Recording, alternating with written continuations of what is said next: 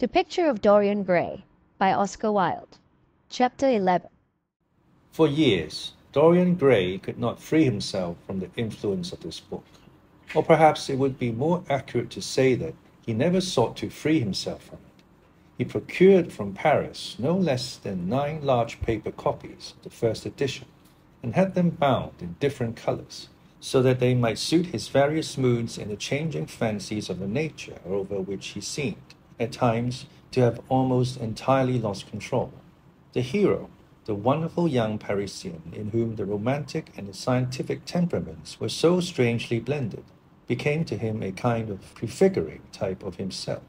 And indeed, the whole book seemed to him to contain the story of his own life, written before he had lived it. In one point he was more fortunate than the novel's fantastic hero.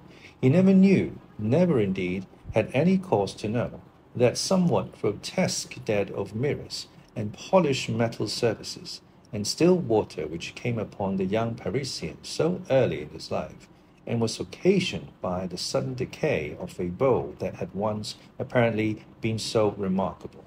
It was with an almost cruel joy, and perhaps in nearly every joy, as certainly in every pleasure, cruelty has its place, that he used to read the latter part of the book, with its really tragic, if somewhat overemphasized, account of the sorrow and despair of one who had himself lost what in others and the world he had most dearly valued. For the wonderful beauty that had so fascinated Basil Hallward, and many others besides him, seemed never to leave him, even those who had heard the most evil things against him, and from time to time strange rumors about his mode of life crept through London, and became the chatter of the clubs, could not believe anything to his dishonor when they saw him. He had always the look of one who had kept himself unspotted from the world. Men who talked grossly became silent when Dorian Gray entered the room. There was something in the purity of his face that rebuked them. His mere presence seemed to recall to them the memory of the innocence that they had tarnished. They wondered how one so charming and graceful as he was could have escaped the stain of an age that was at once sordid and sensual. Often, on returning home from one of those mysterious and prolonged absences that gave rise to such strange conjecture among those who were his friends, or thought that they were so, he himself would creep upstairs to the locked room, open the door with the key that never left him now, and stand, with a mirror, in front of the portrait that Basil Hallward had painted of him, looking now at the evil and aging face on the canvas, and now at the fair young face that laughed back at him from the polished glass. The very sharpness of the contrast used to quicken his sense of pleasure. He grew more and more enamored of his own beauty, more and more interested in the corruption of his own soul. He would examine the minute care, and sometimes with a monstrous and terrible delight, the hideous lines that seared the wrinkling forehead or crawled around the heavy sensual mouth, wondering sometimes which were the more horrible, the signs of sin or the signs of age. He would place his white hands beside the coarse bloated hands of the picture, and smile. He mocked the misshapen body and the failing limbs. There were moments, indeed, at night, when, lying sleepless in his own delicately scented chamber, or in the sordid room of the little ill-famed tavern near the docks which, under an assumed name and in disguise, it was his habit to frequent, he would think of the ruin he had brought upon his soul with a pity that was all the more poignant because it was purely selfish. But moments such as these were rare. That curiosity about life which Lord Henry had first stirred in him as they sat together in the garden of their friend seemed to increase with gratification. The more he knew, the more he desired to know. He had mad hungers that grew more ravenous as he fed them. Yet he was not really reckless, at any rate in his relations to society. Once or twice every month during the winter, and on each Wednesday evening, while the season lasted, he would throw open to the world his beautiful house and have the most celebrated musicians of the day to charm his guests with the wonders of their art. His little dinners, in the settling of which Lord Henry always assisted him, were noted as much for the careful selection and placing of those invited, as for the exquisite taste shown in the decoration of the table, with its subtle symphonic arrangements of exotic flowers and embroidered cloths, an antique plate of gold and silver. Indeed, there were many, especially among the very young men, who saw, or fancied that they saw, in Dorian Gray the true realization of a type of which they had often dreamed in Eton or Oxford days, a type that was to combine something of the real culture of the scholar with all the grace and distinction and perfect manner of a citizen of the world. To them he seemed to be of the company of those whom Dante describes as having sought to make themselves perfect by the worship of beauty. Like Gautier, he was one for whom the visible world existed. And certainly, to him life itself was the first, the greatest of the arts, and for it all the other arts seemed to be but a preparation, fashion, by which what is really fantastic becomes for a moment universal, and dandyism, which in its own way is an attempt to assert the absolute modernity of beauty, had of course their fascination for him. His mode of dressing and the particular styles that from time to time he affected had their marked influence on the young exquisites of the Mayfair balls and Pall Mall Club windows, who copied him in everything that he did, and tried to reproduce the accidental charm of his graceful, though to him only half-serious, fopperies. For while he was but too ready to accept the position that was almost immediately offered to him on his coming of age, and found, indeed, a subtle pleasure in the thought that he might really become to the London of his own day what to imperial Neronian Rome the author of the Satyricon once had been, yet in his inmost heart he decided to be something more than a mere arbiter elegantiarum, to be consulted on the wearing of a jewel, or the knotting of a necktie, or the conduct of a king. He sought to elaborate some new scheme of life that would have its reasoned philosophy and its ordered principles, and find in the spiritualizing of the senses its highest realization. The worship of the senses has often, and with much justice, been decried, men feeling a natural instinct of terror about passions and sensations that seem stronger than themselves, and that they are conscious of sharing with less highly organized forms of existence.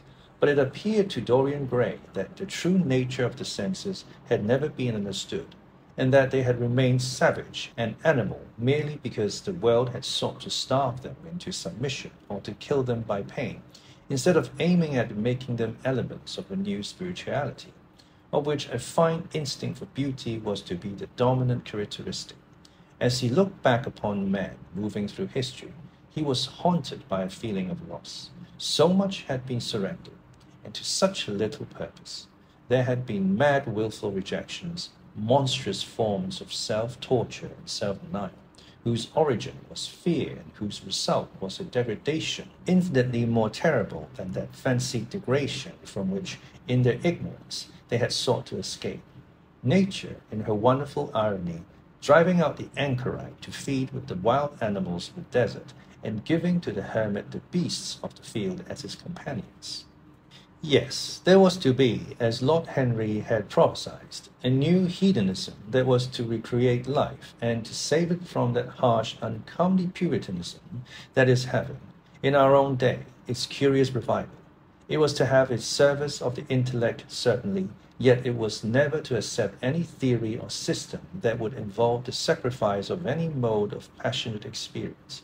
Its aim, indeed, was to be experience itself, and not the fruits of experience, sweet or bitter as they might be, of the asceticism that deadens the senses, as of the vulgar profligacy that dulls them. It was to know nothing, but it was to teach man to concentrate himself upon the moments of a life that is itself but a moment. There are few of us who have not sometimes wakened before dawn, either after one of those dreamless nights that make us almost enamored of death, or one of those nights of horror and misshapen joy, when through the chambers of the brain sweep phantoms more terrible than reality itself, an instinct with that vivid life that lurks in all grotesques, and that lends to Gothic art its enduring vitality.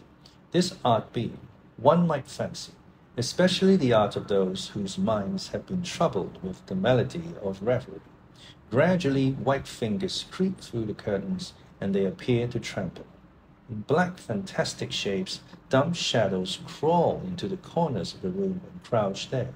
Outside, there is the stirring of birds among the leaves, or the sound of men going forth to their work, or the sigh and sob of the wind coming down from the hills and wandering round the silent house, as though it feared to wake the sleepless, and yet must needs call forth sleep from her purple cave. Veil after veil of thin dusky gauze is lifted, and by degrees the forms and colours of things are restored to them, and we watch the dawn remaking the world in its antique pattern. The wan mirrors get back their mimic life. The flameless tapers stand where we had left them, and beside them lies the half-cut book that we had been studying, or the wild flower that we had worn at the ball, or the letter that we had been afraid to read, or that we had read too often. Nothing seems to us changed. Out of the unreal shadows of the night comes back the real life that we had known. We have to resume it where we had left off, and there steals over us a terrible sense of the necessity for the continuance of energy in the same wearisome round of stereotyped habits, or a wild longing, it may be, that our eyelids might open some morning upon a world that had been refashioned anew in the darkness for our pleasure, a world in which things would have fresh shapes and colours and be changed, or have other secrets, a world in which the past would have little or no place, or survive, at any rate, in no conscious form of obligation or regret, the remembrance even of joy having its bitterness and the memories of pleasure their pain. It was the creation of such worlds as these that seemed to Dorian Gray to be the true object, or amongst the true objects of life, and in his search for sensations that would be at once new and delightful, and possess that element of strangeness that is so essential to romance, he would often adopt certain modes of thought that he knew to be really alien to his nature, abandon himself to their subtle influences, and then, having, as it were, caught their colour and satisfied his intellectual curiosity, leave them with that curious indifference that is not incompatible with a real ardour of temperament, and that, indeed, according to certain modern psychologists, is often a condition of it. It was rumoured of him once that he was about to join the Roman Catholic communion, and certainly the Roman ritual had always a great attraction for him. The daily sacrifice, more awful really than all the sacrifices of the antique world, stirred him as much by a superb rejection of the evidence of the senses as by the primitive simplicity of its elements and the eternal pathos of the human tragedy that it sought to symbolize. He loved to kneel down on the cold marble pavement and watch the priest, in his stiff-flowered dalmatic, slowly and with white hands moving aside the veil of tabernacle, or raising aloft the jeweled lantern-shaped monstrance with the pallid wafer that at times one would fain think is indeed the panis celestis, the bread of angels, or, robed in the garments of the Passion of Christ, breaking the host into the chalice and smiting his breast for his sins. The fuming censers that the grave boys, in their lace and scarlet, tossed into the air like great gilt flowers, had their subtle fascination for him. As he passed out, he used to look with wonder at the black confessionals and long to sit in the dim shadow of one of them and listen to men and women whispering through the worn grating the true story of their lives. But he never fell into the error of arresting his intellectual development by any formal acceptance of creed or system, or of mistaking for a house in which to live, an inn that is but suitable for the sojourn of a night, or for a few hours of a night in which there are no stars and the moon is in travail. Mysticism, with its marvelous power of making common things strange to us, and the subtle antinomianism that always seems to accompany it, moved him for a season, and for a season he inclined to the materialistic doctrines of the Darwinism movement in Germany, and found a curious pleasure in tracing the thoughts and passions of men to some pearly cell in the brain, or some white nerve in the body, delighting in the conception of the absolute dependence of the spirit on certain physical conditions, morbid or healthy, normal or diseased. Yet, as has been said of him before, no theory of life seemed to him to be of any importance compared with life itself. He felt keenly conscious of how barren all intellectual speculation is when separated from action and experiment. He knew that the senses, no less than the soul, have their spiritual mysteries to reveal. And so he would now study perfumes and the secrets of their manufacture, distilling heavily scented oils and burning odorous gums from the East.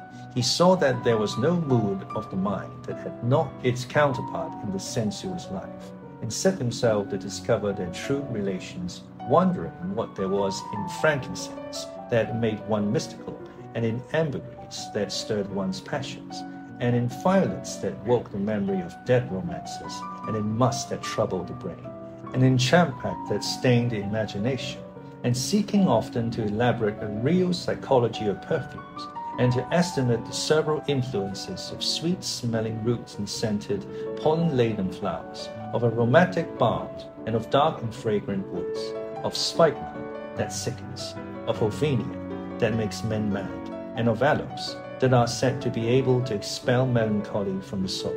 At another time, he devoted himself entirely to music, and in a long lattice room, with a vermilion and gold ceiling and walls of olive green lacquer, he used to give curious concerts in which mad gypsies tore wild music from little cithers, or grave, yellow-shawled Tunisians plucked at the strange strings of monstrous lutes, while grinning Negroes beat monotonously upon copper drums, and, crouching upon scarlet mats, slim-turbaned Indians blew through long pipes of reed or brass and charmed, or feigned to charm, great hooded snakes and horrible horned adders.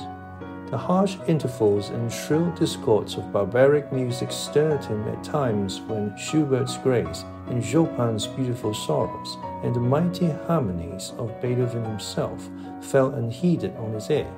He collected together from all parts of the world the strangest instruments that could be found, either in the tombs of dead nations or among the few savage tribes that have survived contact with Western civilizations, and loved to touch and try them.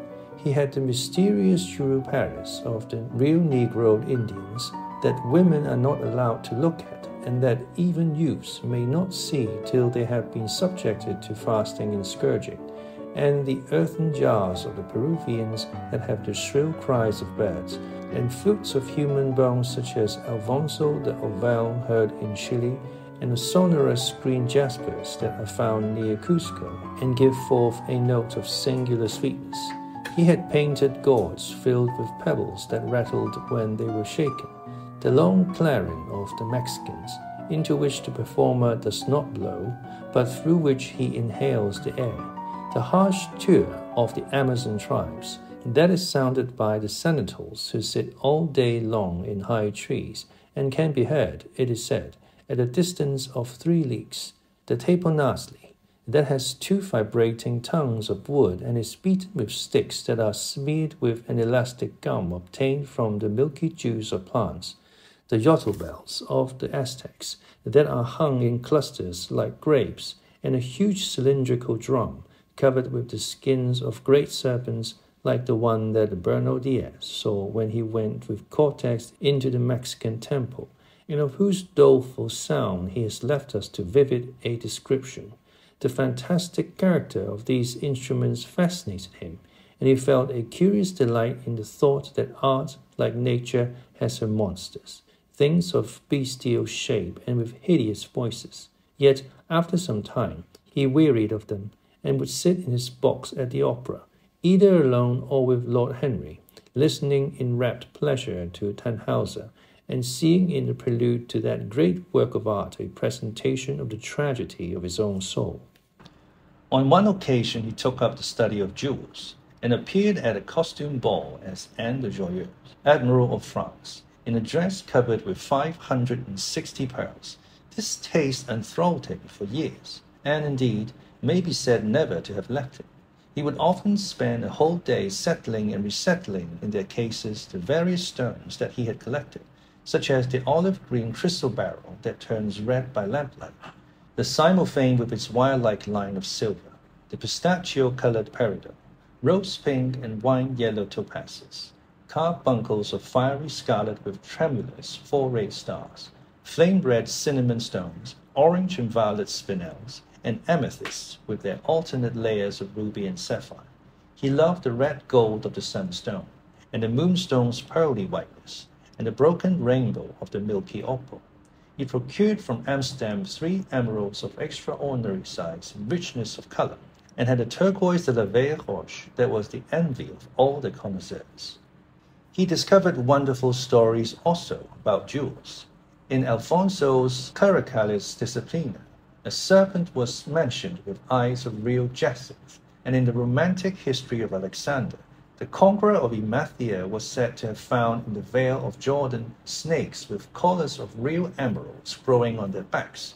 There was a gem in the brain of the dragon. Philostratus told us, and by the exhibition of golden letters and a scarlet robe, the monster could be thrown into a magical sleep and slain.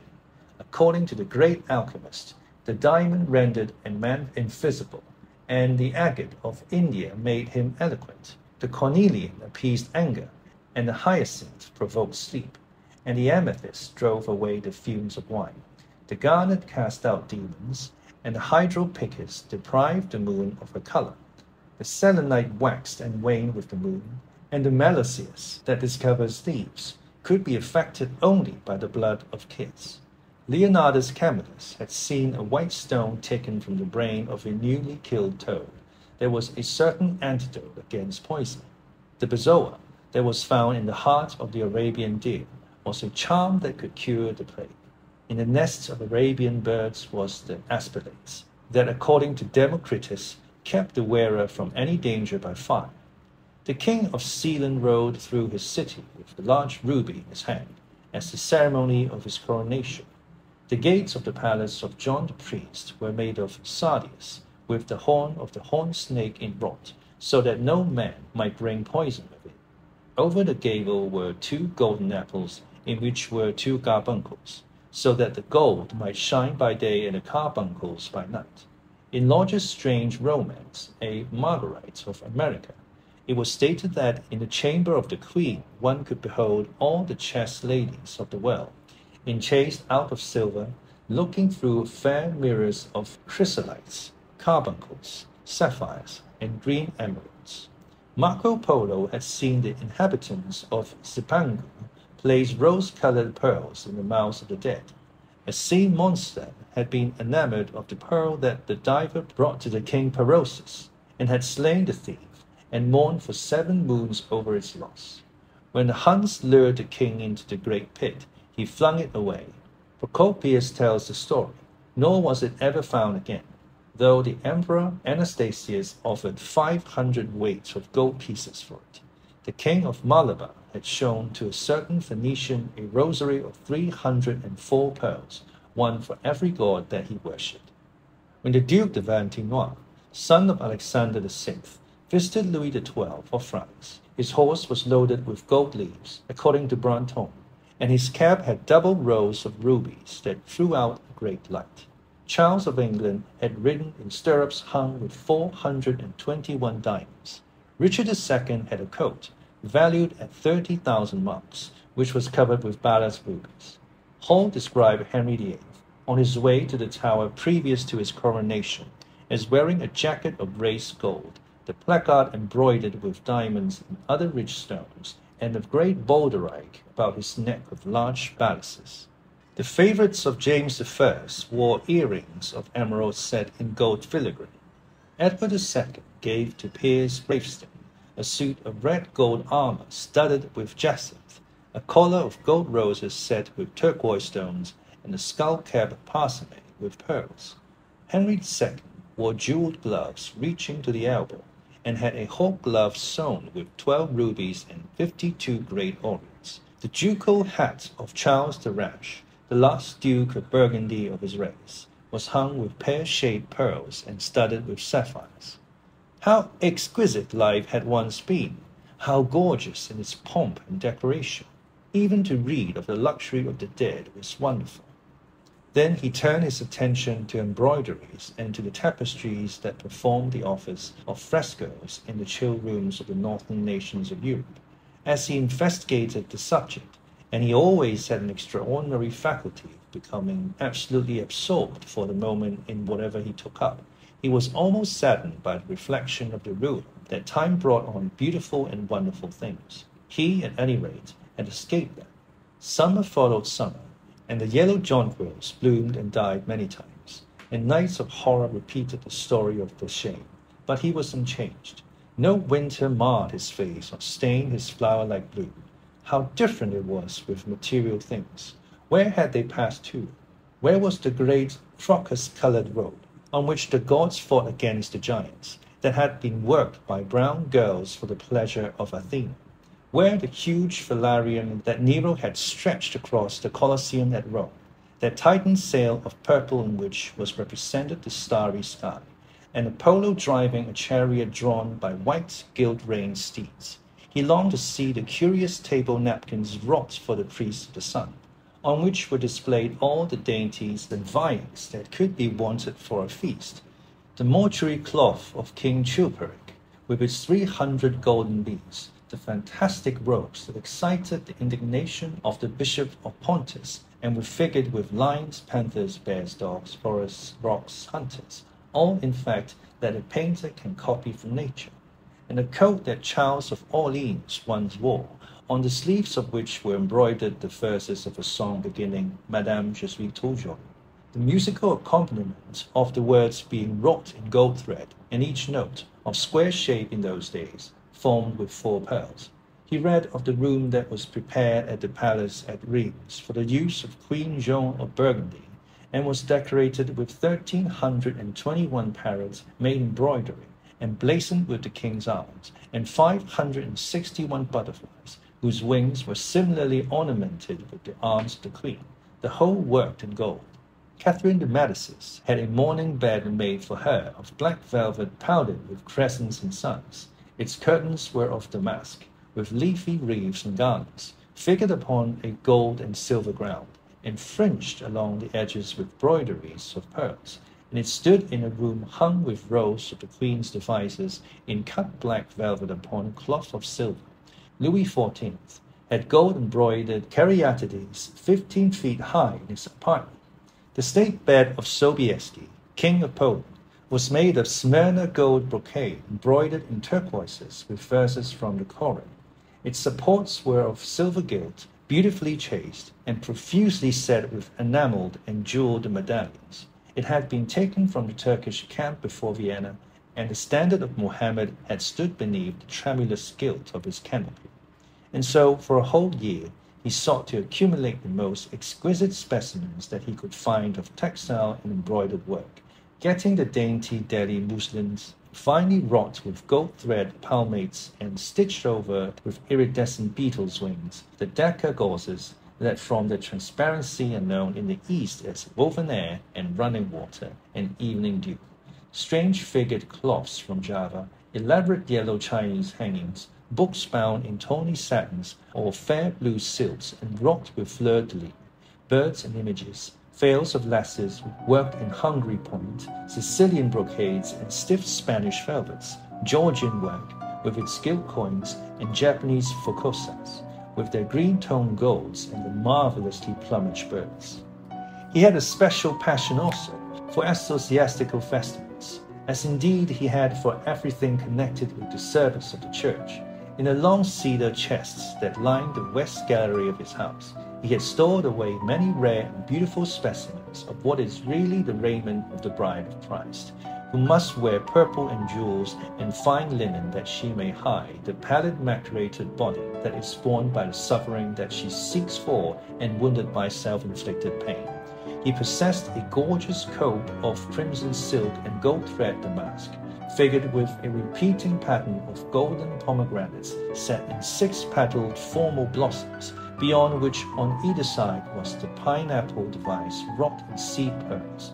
The offerings were divided into panels representing scenes from the life of the Virgin, and the coronation of the Virgin was figured in colored silks upon the hood. This was Italian work of the 15th century.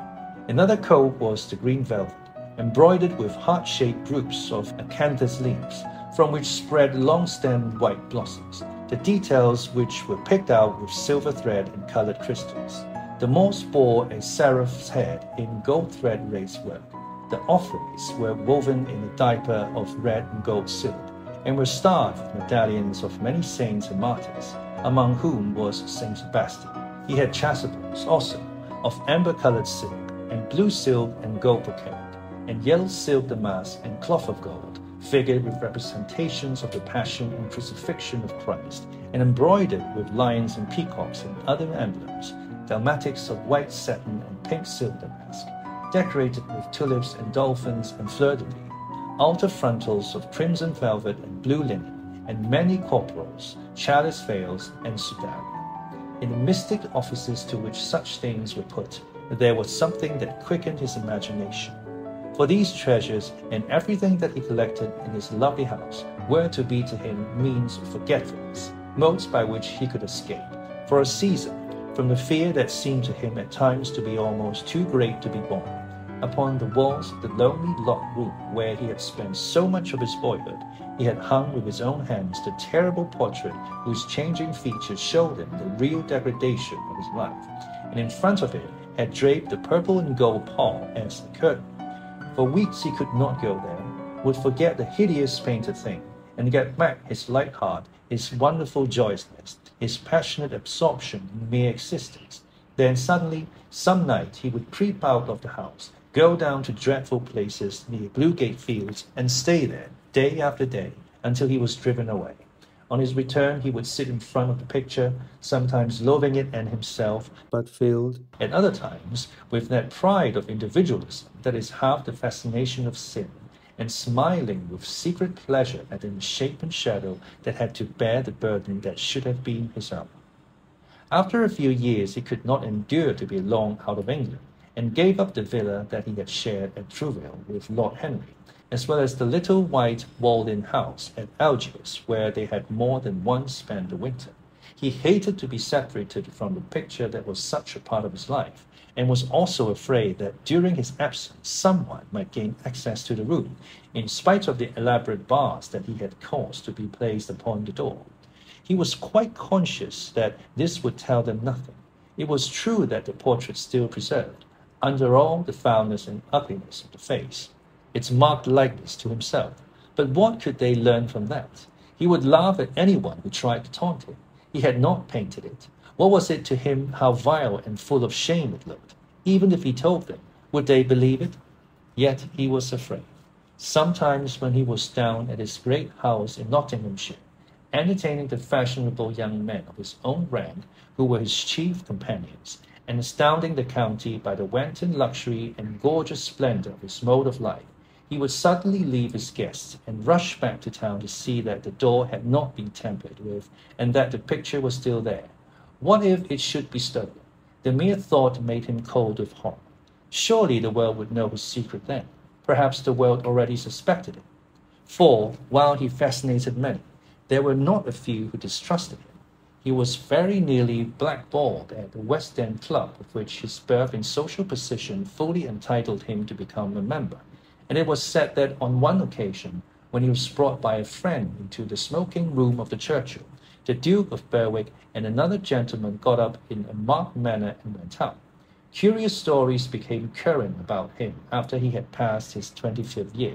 It was rumored that he had been seen brawling with foreign sailors in a low den in the distant parts of Whitechapel, and that he consorted with thieves and coiners and knew the mysteries of their trade. His extraordinary absences became notorious, and, when he used to reappear again in society, men would whisper to each other in corners, or pass him with a sneer, or look at him with cold searching eyes, as though they were determined to discover his secret. Of such insolences and attempted slights he, of course, took no notice, and the opinion of most people his frank debonair manner, his charming boyish smile, and the infinite grace of that wonderful youth that seemed never to leave him, were in themselves a sufficient answer to the calumnies, for so they termed them, that were circulated about him. It was remarked, however, that some of those who had been most intimate with him appeared, after a time, to shun him. Women who had wildly adored him, and for his sake had braved all social censure and set convention at defiance, were seen to grow pallid with shame or horror if Dorian Gray entered the room. Yet these whispered scandals only increased in the eyes of many his strange and dangerous charm. His great wealth was a certain element of security. Society, civilized society at least, is never very ready to believe anything to the detriment of those who are both rich and fascinating. It feels instinctively that manners are of more importance than morals, and in its opinion, the highest respectability is of much less value than the possession of a good chef. And after all, it is a very poor consolation to be told that the man who has given one a bad dinner or poor wine is irreproachable in his private life. Even the cardinal virtues cannot atone for half-cold entrees, as Lord Henry remarked once in a discussion on the subject, and there is possibly a good deal to be said for his view. For the canons of good society are, or should be, the same as the canons of art. Form is absolutely essential to them. It should have the dignity of a ceremony, as well as its unreality, and should combine the insincere character of a romantic play with the wit and beauty that make such plays delightful to us. Is insincerity such a terrible thing? I think not. It is merely a method by which we can multiply our personalities. Such, at any rate, was Dorian Gray's opinion. He used to wonder at the shallow psychology of those who conceive the ego in man as a thing simple, permanent, reliable, and of one essence. To him, man was a being with myriad lives and myriad sensations, a complex multiform creature that bore within itself strange legacies of thought and passion, and whose very flesh was tainted with the monstrous maladies of the dead. He loved to stroll through the gaunt, cold picture gallery of his country house and look at the various portraits of those whose blood flowed in his veins. Here was Philip Herbert, described by Francis Osborne in his memoirs on the reigns of Queen Elizabeth and King James, as one who was caressed by the court for his handsome face, which kept him not long company. Was it young Herbert's life that he sometimes led? Had some strange poisonous germ crept from body to body till it had reached his own?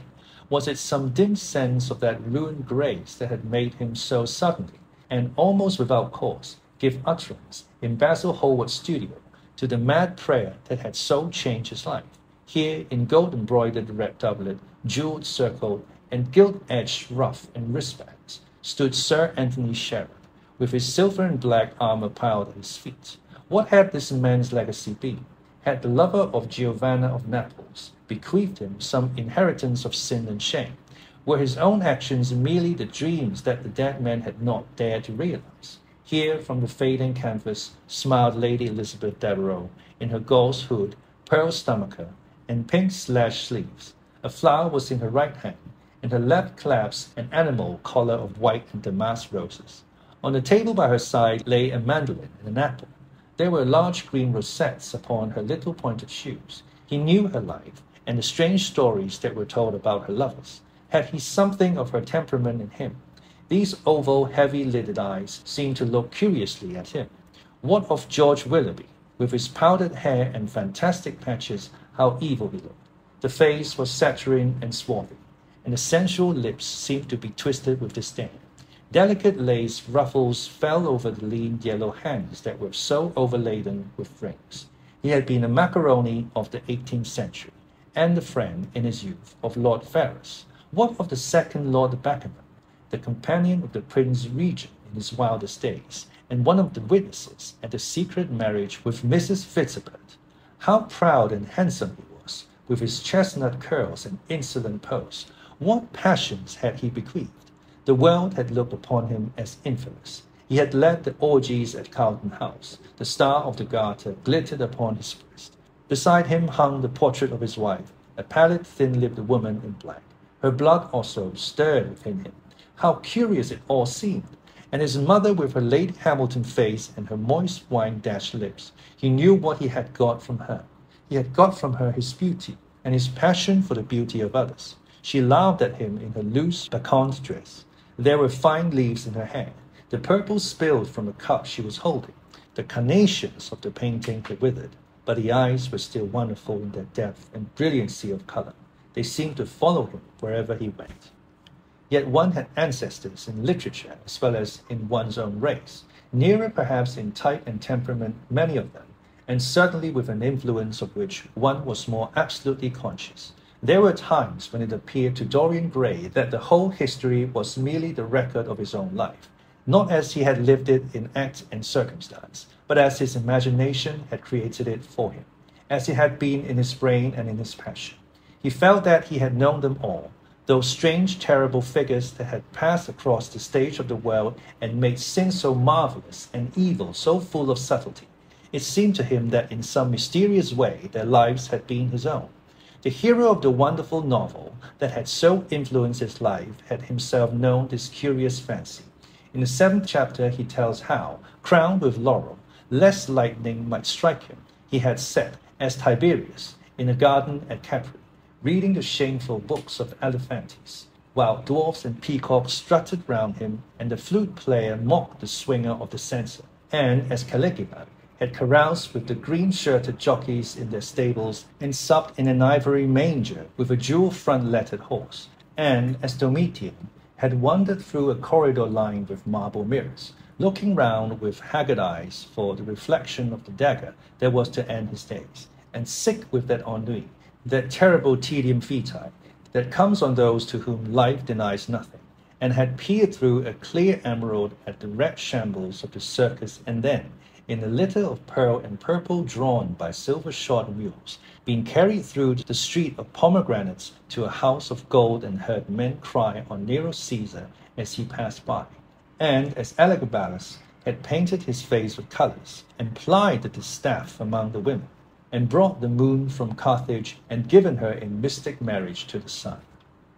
Over and over again Dorian used to read this fantastic chapter, and the 2 chapters immediately following, in which, as in some curious tapestries or cunningly wrought animals, were pictured the awful and beautiful forms of those whom vice and blood and weariness had made monstrous or mad. Filippo, Duke of Milan, who slew his wife and painted her lips with a scarlet poison that her lover might suck death from the dead thing he fondled.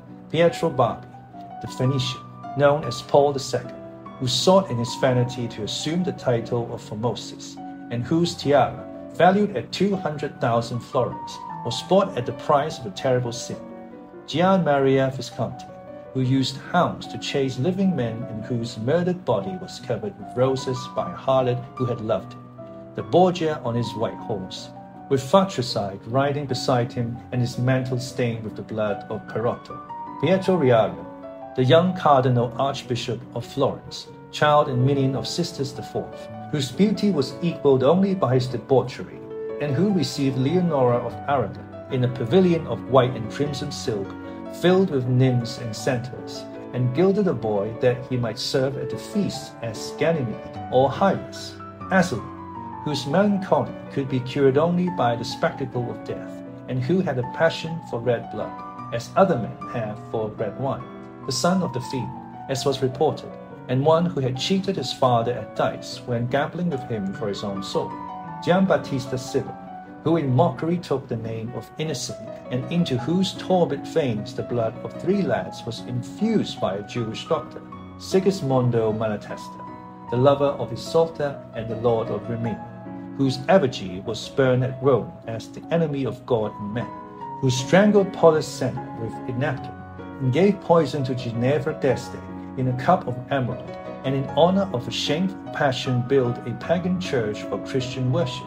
Charles VI, who had so wildly adored his brother's wife that a leper had warned him of the insanity that was coming on him, and who, when his brain had sickened and grown strange, could only be soothed by sacristy cards painted with the images of love and death and madness, and in his trim jerkin and jeweled cap and acanthus-like curls. Griffinetto Baglioni, who slew Astore with his bride and Simonetto with his page, and whose comeliness was such that, as he lay dying in the yellow piazza of Perugia, those who had hated him could not choose but weep, and Atalanta, who had cursed him, blessed him. But there was a horrible fascination in them all.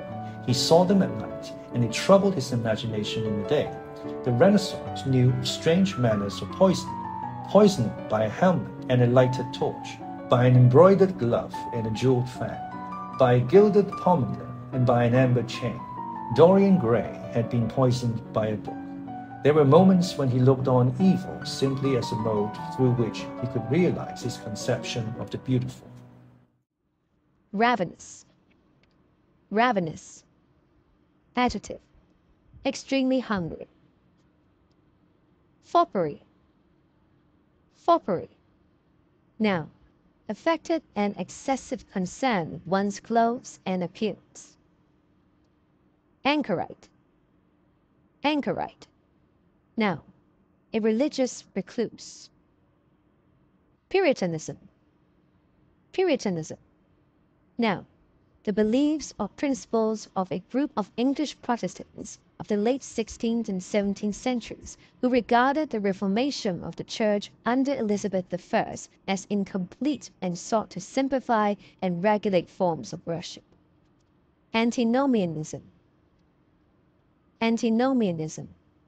Noun, a person who believes that Christians are released by grace from the obligation of observing the moral law. Debonair. Debonair. Adjective, confident, stylish, and charming, typically used of a man.